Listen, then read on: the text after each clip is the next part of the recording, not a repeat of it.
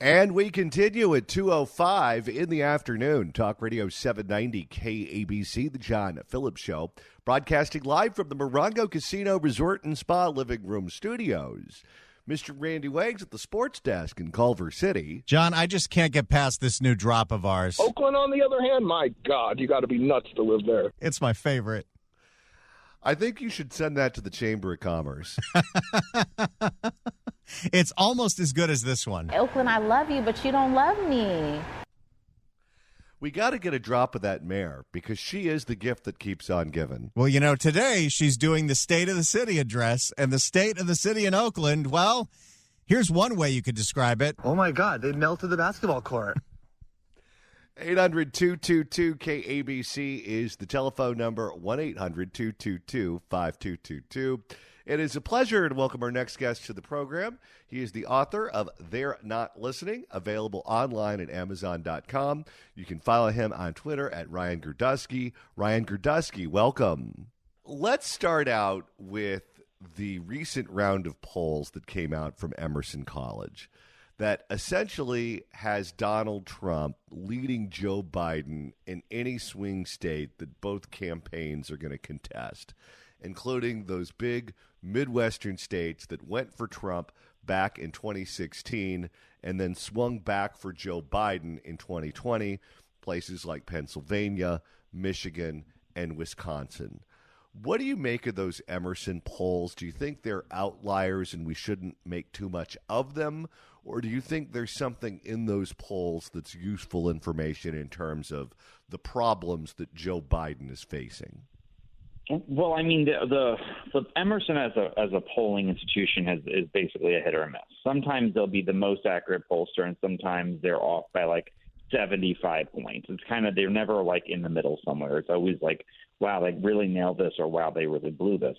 So I don't take them they're not to me the cream of the crop, but it is important to look at some realistic things. Joe Biden has more issues now than he ever has. Every poll at this point indicates that his age is a serious problem for the Democrats. People do not think he is physically up to the job, mentally up to the job, and there are serious concerns that he cannot fulfill a 4-year term, which is why, very smartly, Nikki Haley's been campaigning and saying, you know, you're voting for Kamala Harris, you're not voting for Joe Biden, because the most unlikable person is Kamala Harris. But the bigger issues for those polls, Emerson polls as a whole, show that Trump, they are the only polls that's showing Trump winning the Midwest. So they should be taken, you know, with a grain of salt, but that's not a small grain of salt. I think there's also questions over the economy. I mean, as much as Democrats like to tote that the economy is doing better, that joblessness and that unemployment is going down, that new jobs are being created, Americans aren't feeling that. The ramifications of the mass inflation are still being felt by Americans overall. I think that according to the new government numbers, cost of food at a restaurant is up 6%. We all know what the mortgages are like. It's 8-9% to start to have a mortgage. And that is going to have real ramifications on how people perceive who to vote for, because they may not like Trump, but their opinion is that things were easier. The economy was better under Trump. A lot is still going to happen between now and Election Day. Democrats are so nervous that they're starting to spend $16 million already on ads in swing states. And it's going to be a lot of abortion, a lot of January 6th, a lot of Trump's indictments, and I guess we'll see if that makes any impact, and whether those voters who voted for Donald Trump and then Joe Biden are going to stay home, swing the other way, or whether they can be changed in their opinion of either men. Back in 2016, I was working at CNN, and then boss Jeff Zucker took a lot of heat from people on the left for putting then candidate for president Donald Trump on his airwaves all the time, whether it was carrying the speeches live, inviting him to their sponsored debates, booking him as a guest on their shows. Whatever the case may be, Donald Trump got a lot of face time on CNN, as he did on the other networks. And because they took so much heat over that, they decided, all right, we're not going to air Donald Trump's speeches. We're not going to book him as a guest. We're going to pretend like he doesn't exist. And we're only going to talk about him if we're talking about the various prosecutors who are indicting him for various reasons. In a weird sort of way, and maybe you disagree with me on this, I don't know. I think that what they're doing now is helping Donald Trump in a way that Donald Trump couldn't help himself. They are, in a way, smoothing off his rough edges.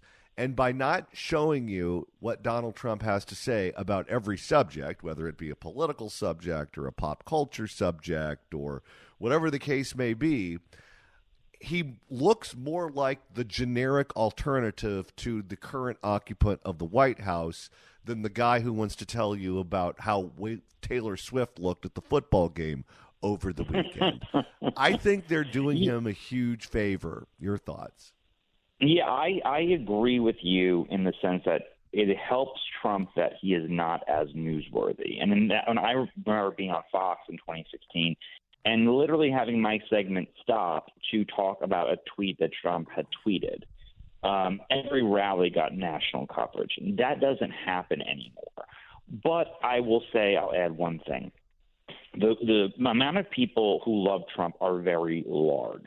The amount of people who like Trump are very small. And the amount of people who hate Trump are very large. So this election will be decided by people who don't like either candidate.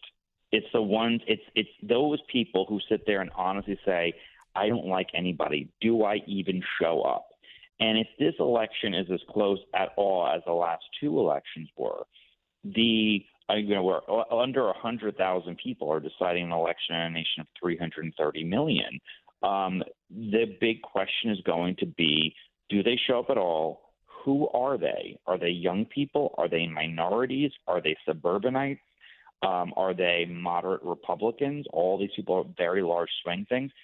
And how do they fill out in the electorate? You know, a lot of polls have shown Trump doing much better with Hispanics, much better with Asians. That's great, but they don't live in most of the big swing states of this country. Outside of Arizona, Texas, and Florida, they're not a sizable enough population in Pennsylvania, Michigan, Wisconsin, and as far as voters go. Does the white working class come up? Do they show up? Do they care?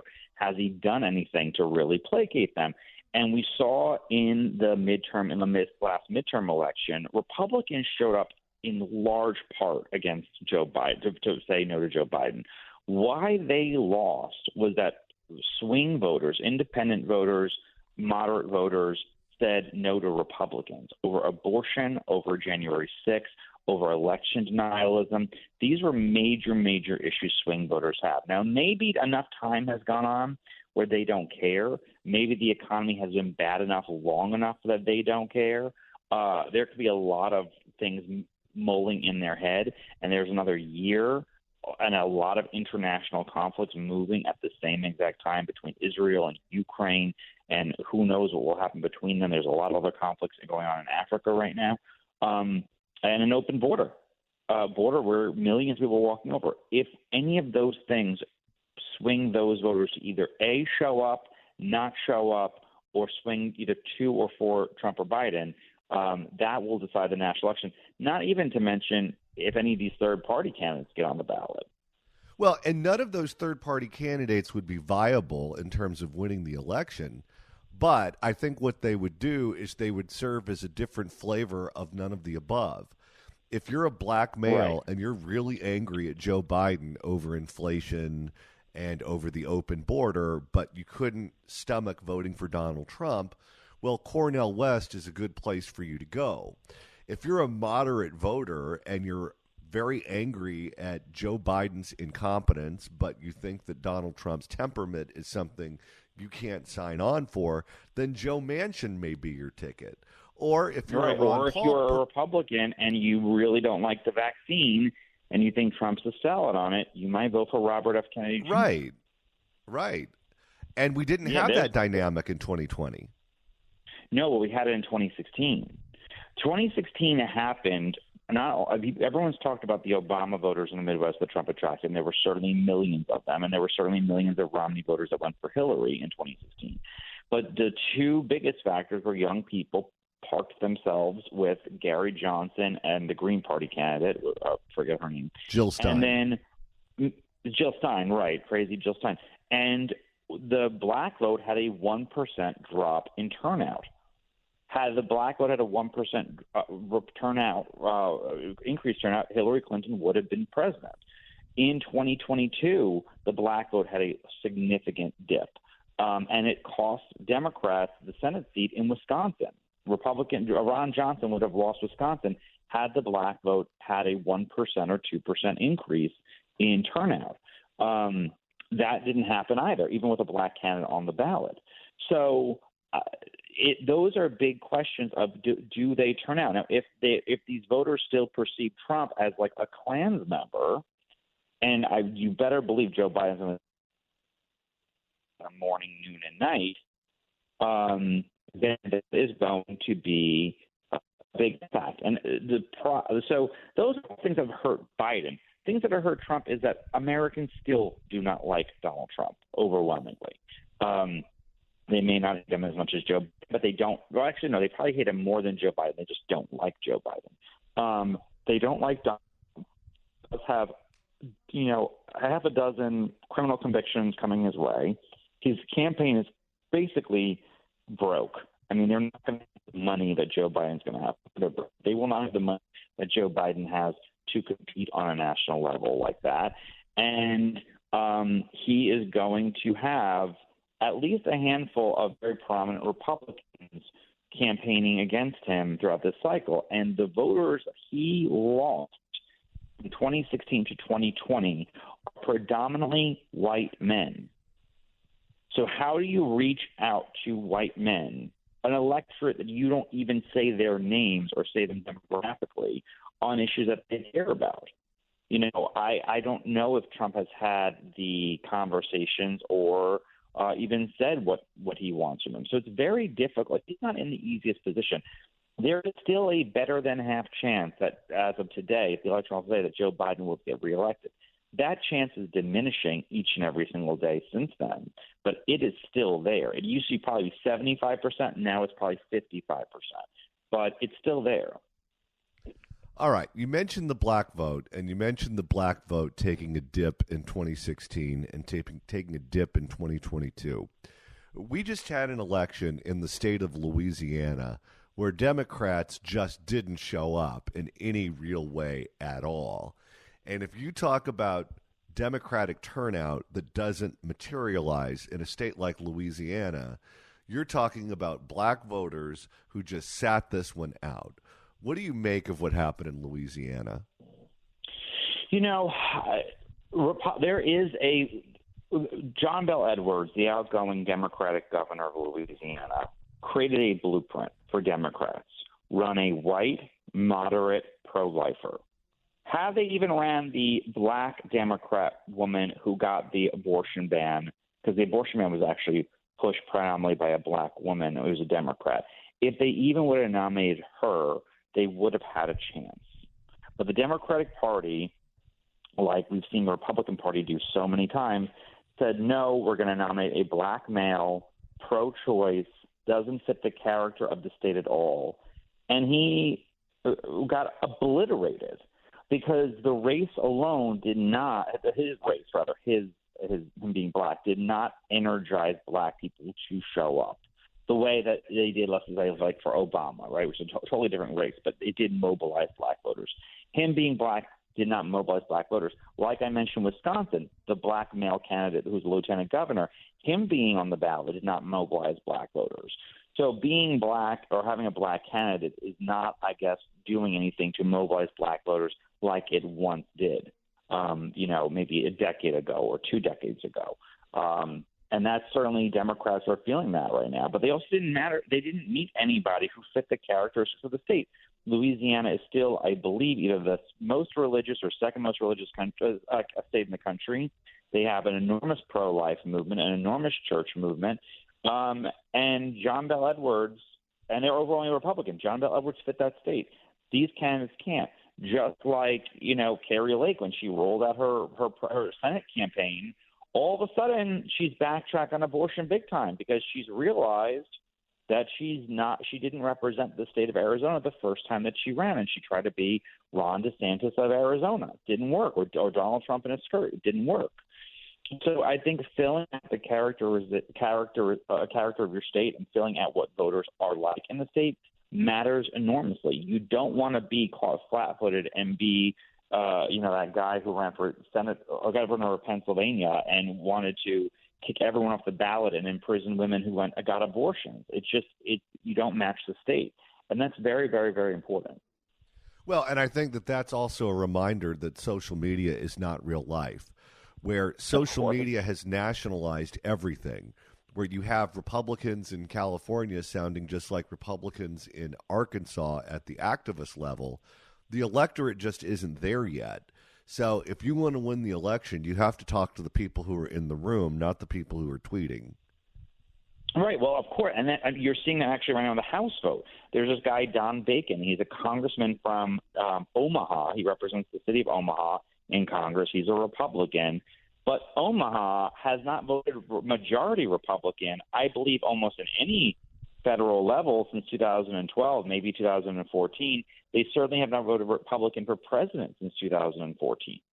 So 2012, rather, Mitt Romney. Trump never got 50%, and he lost it last time by 7 points. Nonetheless, this Republican wins it by 4 or 5 points. He performs 11 points better than Trump does, and he's not supporting Jim Jordan. And you have this MAGA army who would probably have never been to the state of Nebraska tweeting about primarying him in a seat that if they lost it, it just might as well give the gavel to Jim Jordan, to Hakeem Jeffries, to the Democrats. And you would be in a position where you're going to lose the House majority. If you want a coalition, in Europe they have coalition government where they have 3, 4, 5 parties all cobbled together to represent a majority of their country. We don't have that here. We have a two-party system, but within those two parties there are different portions of the tent. You cannot have working coalition government, a working government, and a working party if everyone has to follow in lockstep with you. You kind of have to agree with the big things and get a leader who has an idea of what a compromise should look like to push them forward. And they're not all going to be yours. But there's a reason that Ronald Reagan said that someone who agrees 80% of the time is not the enemy. And I think we really need to come back to that, especially if we want to maintain the House majority, win the Senate and the presidency again. You can't turn so many people off on everything because they don't agree with you every time. Ryan Girdusky, author of the book They're Not Listening, available online at Amazon.com. You can follow him on Twitter at Ryan Girdusky. Ryan Girdusky, thanks so much for stopping by. Thank you. If you'd like to email the show, you can do so at johnnydon'tlikeshow@gmail.com. That's johnnydon'tlikeshow@gmail.com.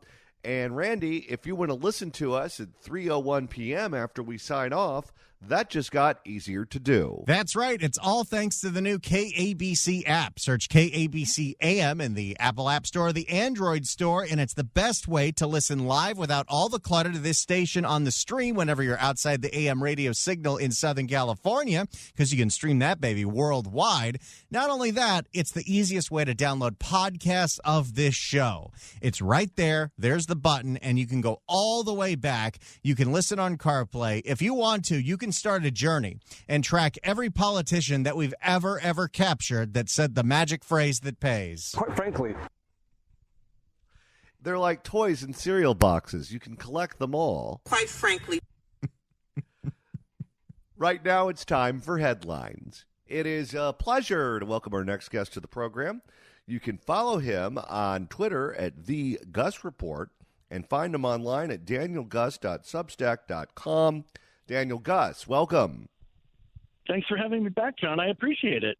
Well, thanks so much for stopping by. And we played the sound of you recently over at L.A. City Hall at one of those bonkers L.A. City Hall meetings where everyone gets thrown out of the building like it's the Jerry Springer show. Get out. That was quite a day.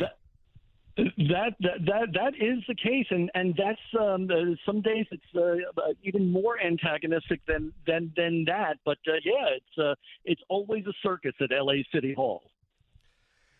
How do they get anything done? And we enjoy playing clips when people are being thrown out of the building and they're cursing, and we of course have to bleep it before we put it on the air.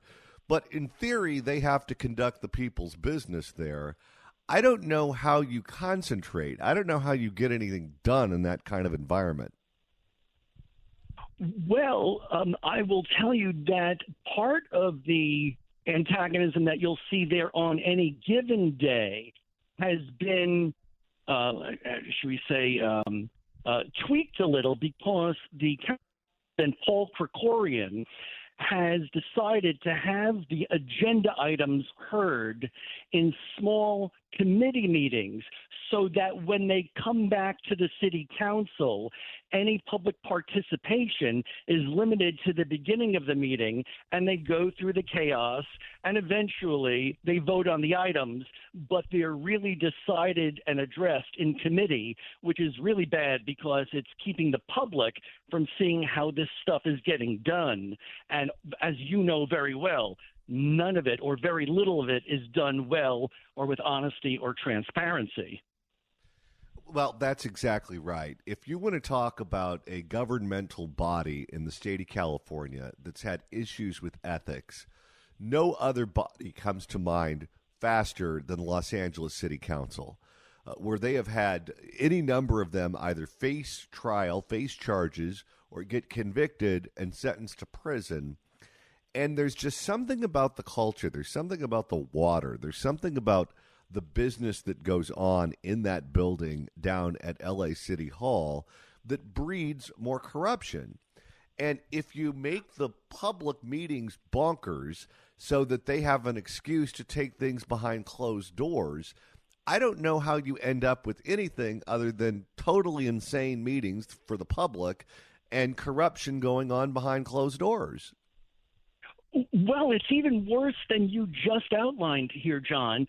It's that on top of all of the corruption and the trials ahead and the sentencings ahead, as you know, 1 year ago last week was the Nuri Martinez, Gil Cedillo, Kevin DeLeon, and LA Fed chaos. So an even bigger number of the people, a bigger percentage of city council is embroiled with coast-to-coast chaos. And here's a perfect example. One item last week, I think, was the motion was made by John Lee, staffer B in the Mitch Englander corruption case, and it was seconded by Curran Price, who's facing the rest of his life in prison. And so it continues. It's not just what's happened in the past few years. It's going on today where Curran Price is voting on things, and this guy is staring down the barrel at the dying in prison. It's as bad as ever and worse than we even know.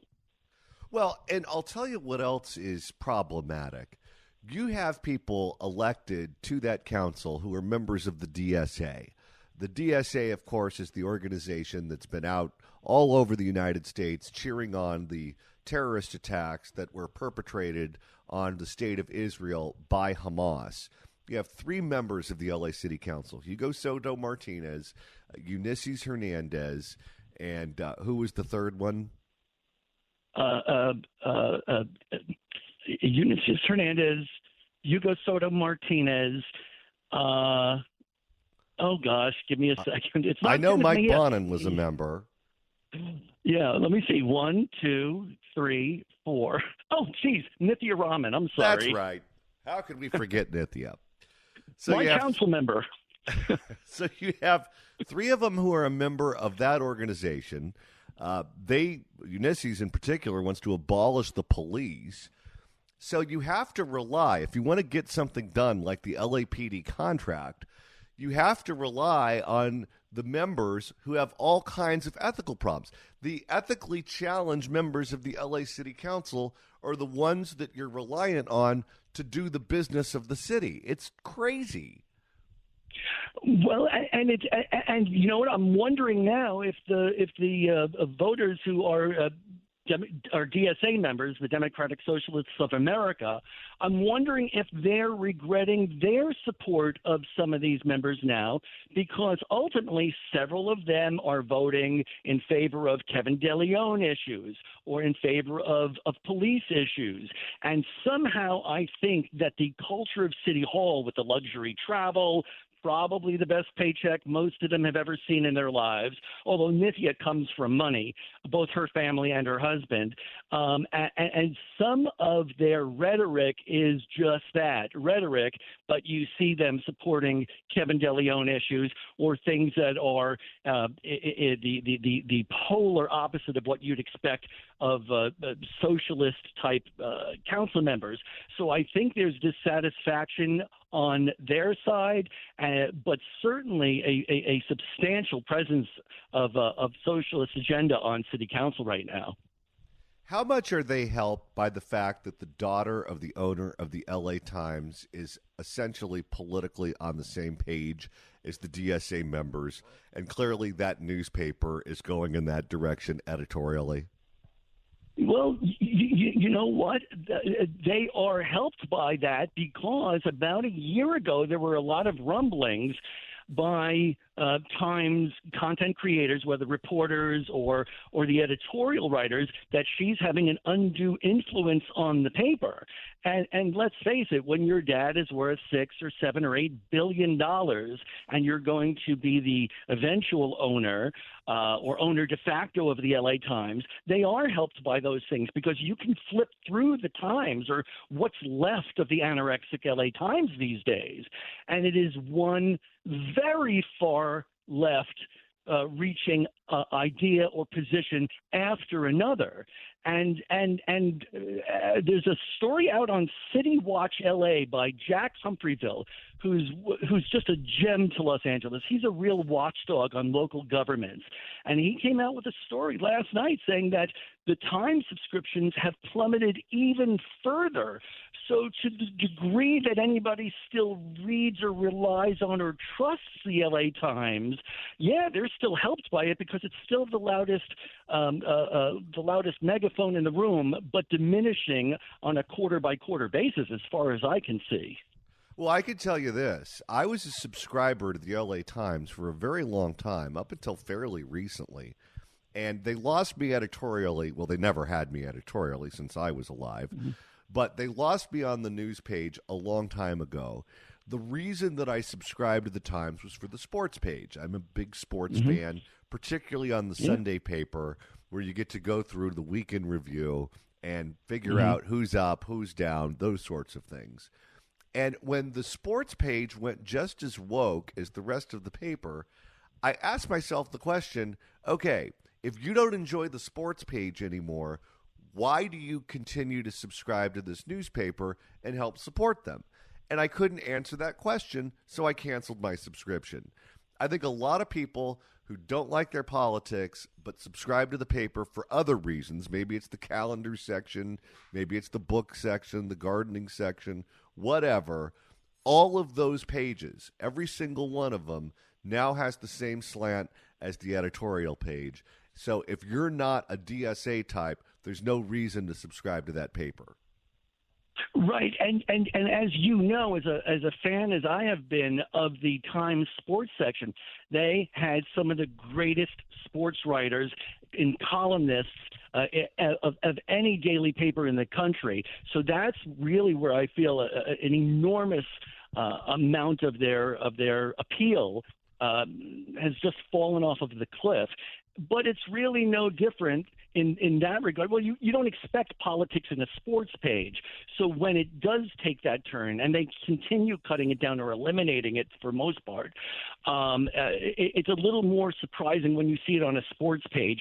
But the sports page has just been soaking up the rest of the far left agenda of the rest of the paper. So I think it was almost inevitable that it swallowed the sports pages too. What are you hearing in terms of the owner of the paper, Patrick Soon-Shiong, who you mentioned is a very rich man? He's a billionaire, a doctor by trade, very successful. I talk to people who are in the know who say that he would like to unload the paper. Publicly, the paper is not for sale. The San Diego Union Tribune was recently sold, but publicly, the LA Times is not for sale. The real problem, beyond the subscription numbers falling, is the pension debt that paper assumes. The pension debt is absolutely crushing, and it not only eliminates any opportunity for making money, but it is hemorrhaging money month by month, and it's only going one way, and that way is the wrong way. And because of that, he feels absolutely handcuffed due to that pension debt and would love to unload that newspaper. Yeah, it seems that Patrick Soon-Shiong, the Times owner, had not read the tea leaves properly when the New York Times, I believe, bought the Boston Globe and lost about $1 billion, or how David Geffen almost bought the LA Times for almost $2 billion a decade or decade and a half ago. And he marched forward with this. One would have thought that he would have known the numbers very well because he already owned part of the Times before he bought the rest that he didn't own. And so I think he's backed himself into a corner where no wealthy person wants to be seen as, making a hideously bad investment as he's done here. But also in his circle, he also may feel a lot of pressure to not be the guy on whose watch. It went from a print publication to basically an app with, I think now, slightly over 300,000 subscribers digital as of Jack Humphreyville's story yesterday. So I think he's caught between a rock and a hard place. Do you go down as making a hideously bad investment, or are you the guy on whose watch this thing died a slow death? And so there's no good answer, but what does he get if he dumps the paper for $50 million? If he can get that from Alden Capital, good luck. But I don't see. I think that we're not hearing the full story. Well, I don't think he bought that paper with the intention of making money. I think he knew that newspaper would lose money over time. He bought it for the social capital that it gave him. When you own the Los Angeles Times, you get invited to all the award shows. You get invited to all the parties. Every politician needs something from you. Every corporation needs something from you. You become the doorman to the Billionaires Club. But if you're the guy who drives that paper off a cliff and it's no longer a 7-day-a-week print publication that has all of the power and influence that a big city paper of record would have in a city the size of Los Angeles, then that social cachet goes from being something that gives you a lot of capital to something that makes you a pariah. That certainly happened with Sam Zell when he owned the newspaper before. He thought he was going to be the toast of the town. Then everyone ended up hating him, and he got absolutely nothing for his investment but a bunch of headaches. Yeah, and as for those celebrity and the mucky muck parties, he checked to see who spiked the punch, because a guy who's as smart as him should have known better. True, I'm sure he wasn't expecting to lose to make money, but he clearly didn't see how quickly this thing was running toward the cliff like Wile E. Coyote. And so, yeah, the social capital that you mentioned is something that is almost now like sand that appears to be running through his fingers. Like, what do you do? How do you stop the wall from flooding the village?